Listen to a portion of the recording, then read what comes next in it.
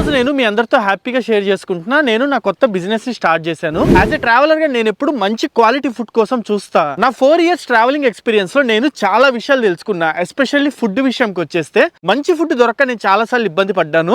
ఈ ప్రాబ్లమ్స్ అన్నిటిని నా మనసులో పెట్టుకొని ఈ రోజు నేను మన ఓన్ ఫుడ్ బ్రాండ్ ని మీ అందరి ముందరికి తీసుకొస్తున్నా. దాని పేరే ఆంధ్ర పచ్చళ్ళు. మన వెబ్సైట్ www.andhrapachallu.com లో దాదాపు 45+ ఐటమ్స్ అయితే అవైలబుల్ ఉన్నాయి.